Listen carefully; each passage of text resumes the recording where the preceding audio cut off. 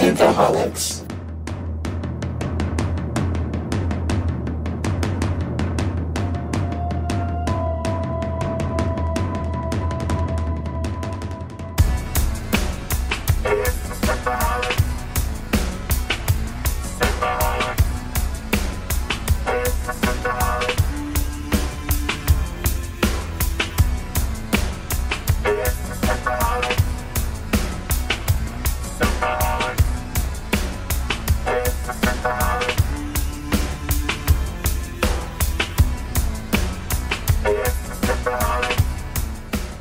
Welcome to Synthaholics. Thank you so much for downloading this episode.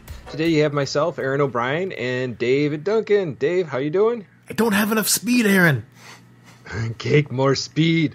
I need more speed. I gotta counteract all the anti-speed Doctor Yueh gave me. Yueh's just shooting everyone up. So, Dave, we are in chapter 19 and 20 of Dune. I mean, that's literally been his thing. Like, every single time Dr. Yueh's been around, he's like, here, let me get you a sedative. Here, let me put some sedative. Something to you. Let me give some sedative in your coffee. Paul's body feels nice and hard. Maybe I should give him a sedative so I can take advantage of that later. That's right, exactly. Well, talking about taking advantage of being drugged, we have kind of a Bill Cosby thing going on here in this chapter. So, sugar pudding, good old Bill. Yeah, Jello pudding, Jello pudding pops. Theo. So this might be a blue episode, to say the least, and a gold star episode. Just to let you know, we do not condone drugging or potential rape or anything of this. This is just what's written in the book, and it's creepy and weird as shit. So, but these are the Harkonnens. Harkonnens are evil. So let's just put that on the table here. You know, Frank Herbert had his fantasies. I guess. So yeah, chapter 19, Jessica wakes up and she is bound and gagged, and she tries to pretend to be asleep, but she's kind of like paying attention to her surroundings and realizes that there's other things going on. You know, there's a movement going around in the palace, and who comes into the room is the Barron Harkonnen. Her granddad's. I know you're awake. I know you're awake. You're not fooling anybody. Jumping on the bed 5 minutes ago. Yeah, I know. It's like, I know you, little girl. Mm-hmm. So, I'm the Baron Vladimir Harkonnen. Shattered Apes. This is Born Again. No, Baron tells her that the drug was timed, and Jessica then kind of puts together that was Yueh's. It's like, you have to know my exact height and weight. Oh no, my dentist knows that. You anti-dentic bastard. I am an anti-dentist. I'm scared of dentists now after reading Dune. Yeah, no doubt. Yeah, so she, but they're gonna. She's bound and gagged, and mostly she's gagged just because they know that she's a Bene Gesserit and that she could. She could use the voice on them. She could use the voice, and she could get people to do her bidding with the voice. Use the Schwartz. Exactly. So the Baron then has Pita come into the room, and he has been wanting Lady Jessica for some reason as her kind of his plaything. Never really understood what that was about. And they don't really elaborate on it because he dies in the next chapter. Or the chapter after. Oh, yeah. Piter does, yes. Piter, yeah, I'm sorry.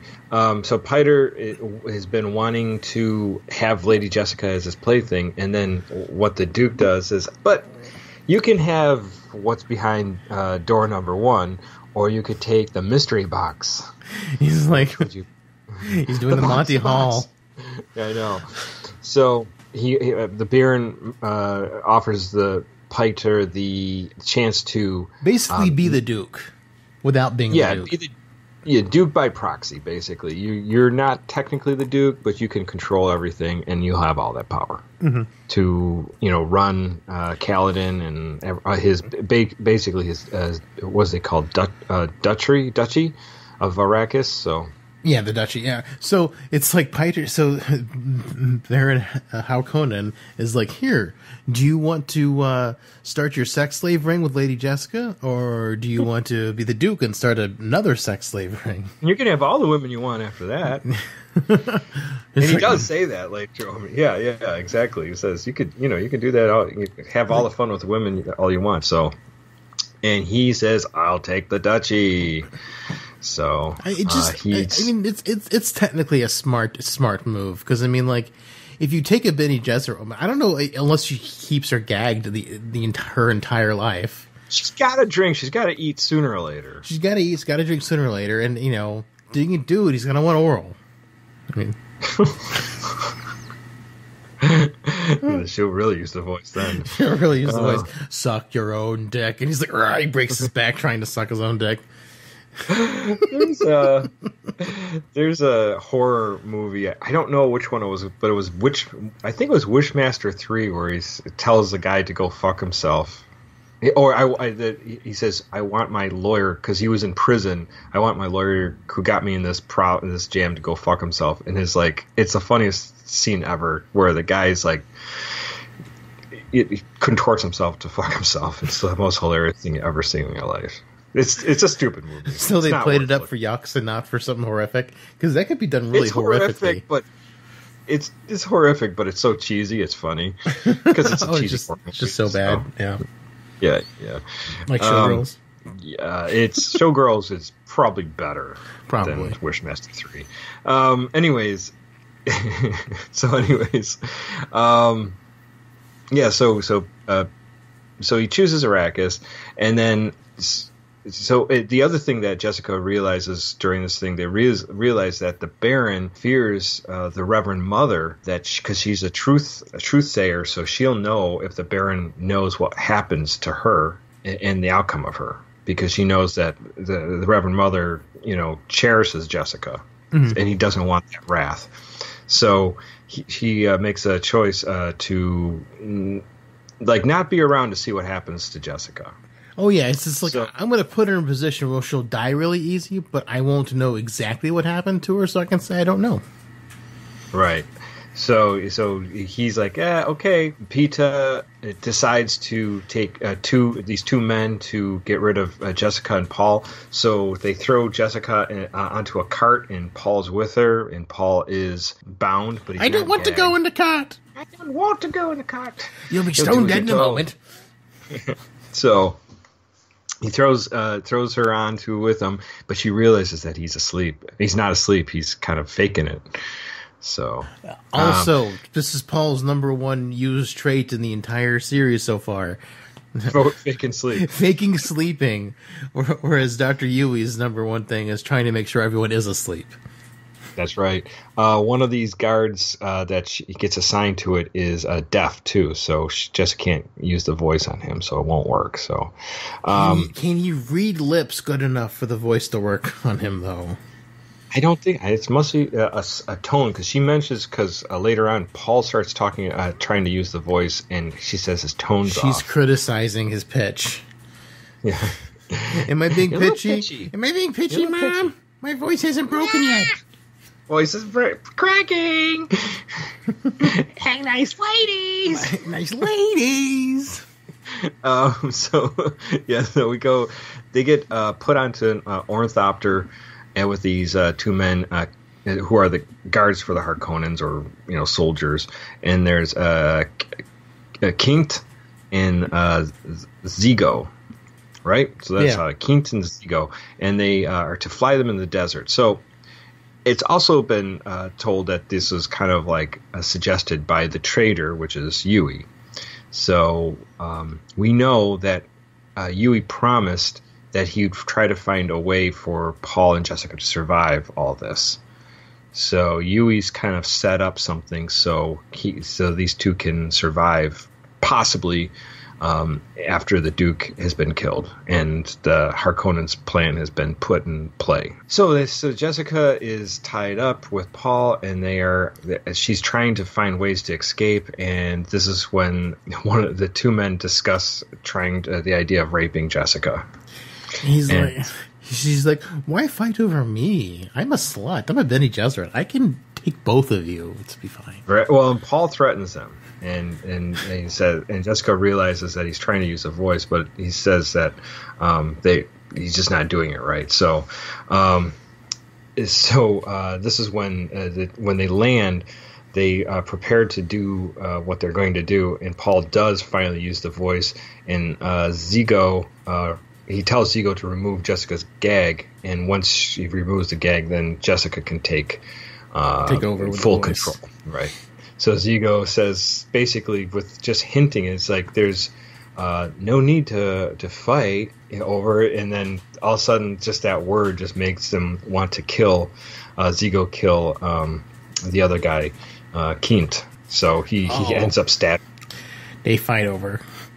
Just don't let my son watch. Right. So yeah, they fight over it, and then he kills Zigo kills Kint and just stabs him, and from there she tells him to basically untie her, and this is where they overtake him, and they basically get out of their bonds to escape, and they realize then that there's something that's hidden in the I think under the under the one of the chairs. Yeah, there's a package, and it's got like a tent and some still suits and some water and some stuff so they can survive in the deep desert, sire. Yeah, so that's basically where it is, and but then there's another ornithopter that's coming, and they have to start running and get away. So, and that's where we leave them for that chapter. There's another bird-looking thing coming after us. No, what is that giant bird in the sky? And then we jump now over to Yueh, and Yueh's looking at Shadow Mape's body. Shadow Mapes, we score again. He's like, that was the best night I ever had. Yeah. So, oh God. So, Yui's told to stand outside, and he realizes this is a Sardaukar warrior that's there, and so then he realized that if the Sardaukars are there, then the emperor is supporting the Baron through his efforts. So to make sure everything's going. So it says here, a Bashir, by the looks of him, probably one of the Emperor's own, sent here to keep an eye on things. No matter what the uniform, there's no disguising them. So they tell him to wait outside, and because they think the Duke's dead. He says he's not dead. He's unconscious, and so because they know that the Baron's going to come in, and he's going to want to see the Duke and gloat over him, like as Yueh said. But then he starts looking for the ring, and it's not there. And he makes up some kind of thing, like he sent it with a delivery of a message. And he goes, that's a weird thing to do. And he says that's how the Duke does it. But he doesn't know that this is kind of going back before Paul and Jessica have left yet, but that Yueh then runs out to put in the ornithopter, puts the signet ring in with that package with him. So he slips the ring in that bundle that he prepared for Paul and Jessica. And then he just waits to talk with the Baron and to see what the Baron has to say to him. You get to die now, Dr. Yueh. And that's where we leave off. So this is quick 2 chapters, really, but obviously a lot happens. Paul and Jessica are now out in the open desert, being chased by Harkonnen in their ornithopters, and Yueh is, probably going to die in a hot spot. Probably going to die, but he's waiting for the Baron to come talk to him, and and Duke Leto is drugged and waiting for the Baron to the Baron's going to want to talk and see Duke Leto. So yeah, I was kind of surprised we got they just mentioned Shattered Mapes' corpse. I'm like, yes, one final hurrah for Shattered Mapes. One more talk of Shattered Mapes. So yeah, it's pretty cool. I mean, it's we're really moving along here. Like, things are going to start happening, and things are start changing very quickly. I mean, they already have. I mean, obviously the Harkonnens are outside their, inside their palace. So they've it happened invaded very quickly. Right, exactly. As soon as Dr. Yueh lowered the shields or whatever, the generator. Yeah, sabotage the generator. So, any thoughts about these 2 chapters, Dave, on your part? I've read ahead a bit, and it just gets crazier and crazier and crazier from here on out. Yeah, these were good. Just like picking up from last time, just like, we had the betrayal, and now we're seeing the fallout of that, and it's not going to work well for most people involved, it seems, at this point. What about you? Same thing. I mean, as finally we're seeing Yueh's, and like you said, next chapter we get the end of Yueh's tale, and Duke Leto's. And Duke Leto. So we can finally close the book on these 2. So, and we can move forward from their stories. It's going to be kind of sad to see Leto go. He can be a little downer, but you could tell. Now that we found his voice, it's so sad to see him go. I know, exactly. I don't want to go either, guys. I don't want to die. I don't want to die. I don't want to die. Yeah, these were 2 shorter chapters. It's so weird. Like, the length of the chapters in Dune vary so much from one chapter to the next. Some chapters will be 5 minutes to listen to. Other ones will be an hour and a half to listen to. It's kind of nuts. I know, it is pretty nuts. Yeah, but it's sometimes the fast ones just kind of wrap up what's going on as fast as you need to know what happened. There's not a lot to tell. It's next scene. But some scenes need a little bit more detail or a little more information. So. Oh yeah, there's a lot of exposition dump in the first Dr. Kynes chapter, where we got how the still suits worked and why they worked, and how there was proper ways to wear them and improper ways to wear them, and how the sand crawlers work and worm sign, and there's a lot of building blocks you had to get for it to kind of move on, and now things are definitely moving way faster than they've been up to this point, so it's exciting, and I've gotten the next couple Dune books. I'm ready to go. I'm excited to hear what happens next, because watching my little YouTube snippets of what comes in the future, it doesn't even make any sense. I'm how do we get from here? How do we get from here to there? Yeah, I'm so curious. I'm excited to explore more into Dune. I don't know why I never checked it out before. I don't know if the movies just weren't good enough for me to want to dive into it more. Or... Well, the movies were. Lynch's movies was obviously dated anyways. By the time you probably got to them, and it's not a very good movie. It looks cool, but that's about it. And you watched the sci-fi. Did you watch all of it or just some of it? Oh, I watched all of it and Children of Dune. I saw it all. So I read this book and Children of Dune, and Children of Dune's interesting too, but it kind of moves forward in time, and you have Paul and his sister Aaliyah, and there's some interesting things that happen there, as well. But it's kind of just moving the plot forward. And, like we kind of discussed last week, how this is Dune is somewhat like the Foundation, where it covers a large span of time, especially Frank Herbert's son and Kevin J. Anderson. They start doing the prequel stuff hundreds and thousands of years before I think they cover the robot wars and why they don't use robots and computers anymore. In the Dune era, where we are now, and they have I think they have books on the background of the House of Harkonnen, the background of the House Atreides. They got the background of some of the major houses. So there's all sorts of crazy stuff that they're doing in the prequels and everything. And there's so many Dune books. I think there's in the 20s. I think in the high teens or low 20s. Because I was looking up before we started doing the series. I wanted to look up all the Dune books and what order to read them in after the original Dune set. I was wow, there's so much Dune. I guess I'll just follow this lead, because most everyone says to read the original Frank Herbert books first before doing anything else. Yeah, I don't know how all the rest play out, but you got to admit, it's some of the writing is dated, of course, because we're going back to the 60s. But for the 60s too, this is it's pretty robust, and it has a different feel to it than a lot of other sci-fi at that time. So, oh yeah, without a doubt, and it's it's nowhere near as dry as Tolkien. Right? Yeah. And Asimov too. Asimov is very dry, and there's hardly any focus on characters. Characters are sort of a second, if not a third thought of the book. It's the premise and the plot. So, and sometimes the premise has to do with technology or how we interact with the technology or a future event that's science related.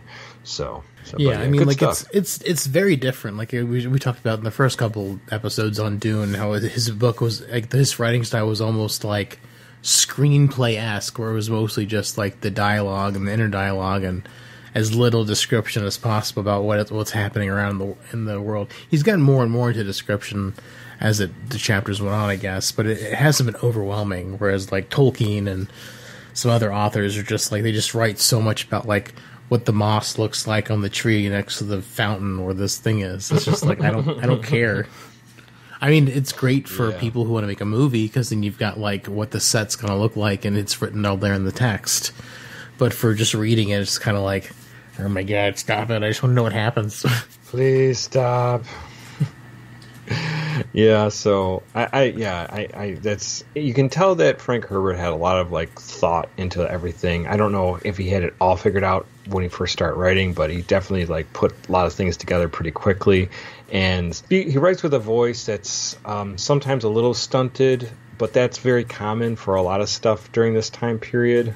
But it's not as. But he does come into points where it's very flowery language, like like the one scene where like Leto's looking at the sunrise over like the cliffs and the on the desert and stuff like that. Very beautifully written, like very flowery language, Yeah. And there's moments like that during this book, but a lot of times it's like it kind of loses that, and then it just kind of gets into this standard exchange of thoughts or deeds or just a conversation. So I mean, it does seem like Frank Herbert had to have a lot of it planned out. I don't know if he had like all the books he was planning to write planned out before he started writing the first one, but it seemed like he definitely knew his end game like really early on.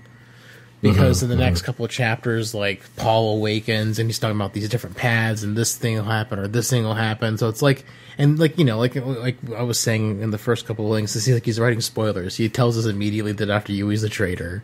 He tells us immediately that Duke Leto's gonna die, and it's just like there's like no surprise there. He's just like, here, this stuff's gonna happen, and like he just works his way to it finally happening. So it definitely seems like he's got like he's got the end game like set, and he's like working to this end game he already knows, because every chapter starts off with like a saying from Muad'Dib or someone who knew him or knew his father. Yeah, something's going to happen because Muad'Dib's being quoted in the future. Yeah, exactly. So he's got some stuff like super locked down. I don't know enough about Frank Herbert in the saga to know like how far he really had planned out before he started, but it definitely seems like he had like a lot kind of ready to go for the first book anyway. All right.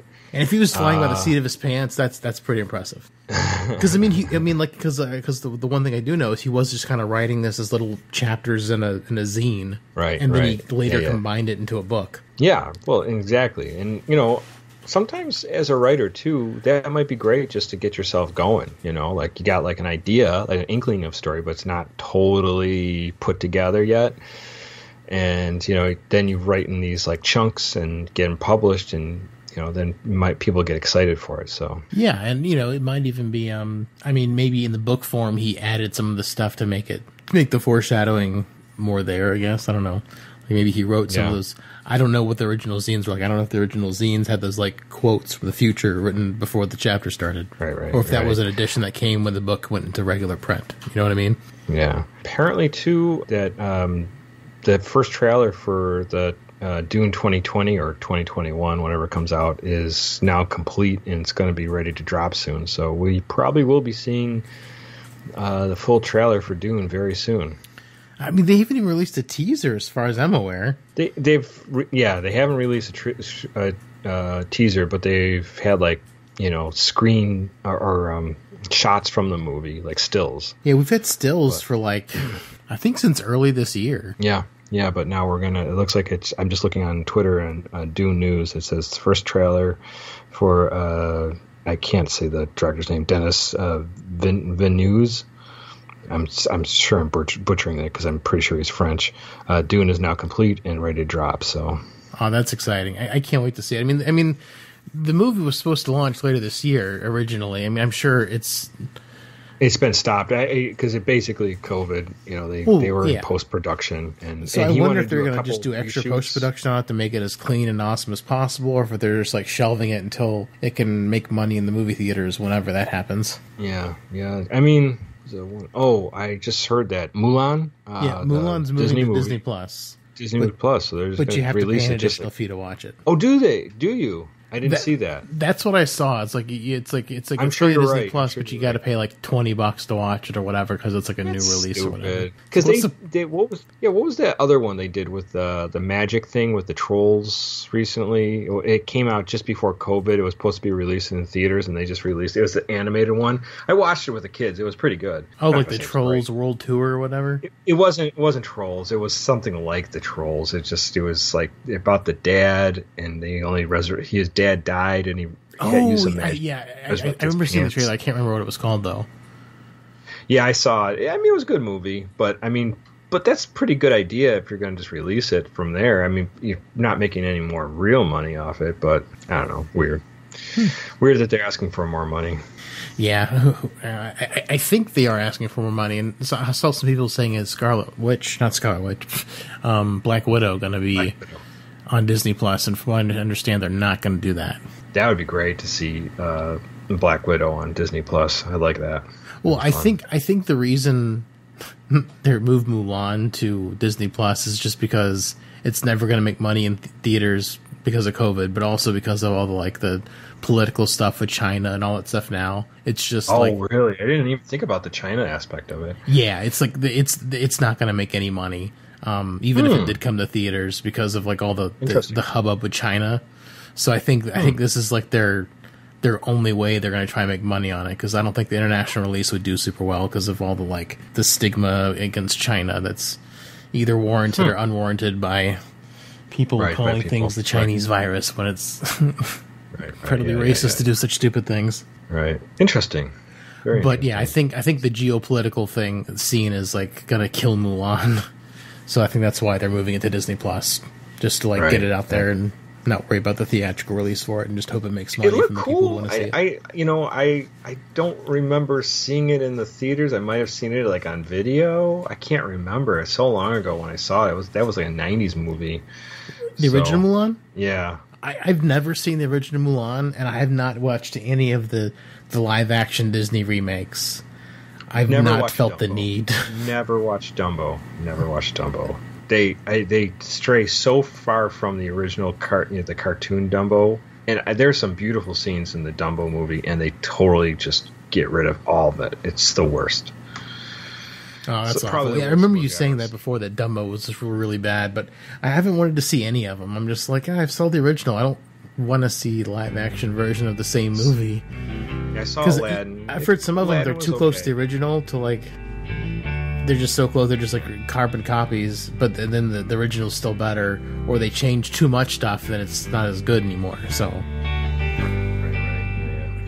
Well, we're way off the topic of Dune. So, just a Dune little trailers. Maybe we'll talk about Dune trailer if it comes out in between for our next couple chapters. And we'll look at, just like we said, see the fate of Yueh and Duke Leto. So, good stuff. Absolutely. All right. Well, guys, in case you want to get a hold of us, if you want to correct us or tell us something that we might have missed in any of the chapters, please go to you can go to our Facebook page, go to our Facebook /groups/Synthaholics. You can hit us up there. You can email us at synthaholics@yahoo.com. You can tweet at us or private message us on Twitter. At our Twitter handle is Synthaholic Duo. And if this is a show you'd like to support, please go to our Patreon /Synthaholics, and you can support us there. All right, guys, until next week, let that spice flow. See you later. Let it flow, let it flow. Don't you hold me back anymore. Another Disney movie. Since we're now the Disney Dune podcast. It's Disney Dune. Disney Dune. What would that look like? Pretty messed up. See you guys next week. Well, McCoy, my boy, come mix me a drink. Before the night's over, I'll puke in the sink and we'll cry. shit our pants. You're the best drinking friend I ever had. We did it. Dune. Cool. Dune. Was that a short one? New file is started. Welcome to Synthaholics. Oh, I messed that up. Sorry, I've been bound and gagged and drugged. Oh, you have now, huh? So Yueh. Oh, Yueh. Kaylee looked at the cover art. She's like, is that guy getting fucked by the other guy? Yes, he is. Just not the way you think. Aaron says, yes, he is. Just not the way you think.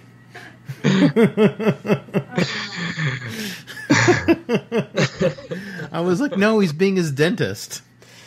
He's using his penis to be a dentist. All right, like you do. I like Dune. All right, ready? Get serious. All right.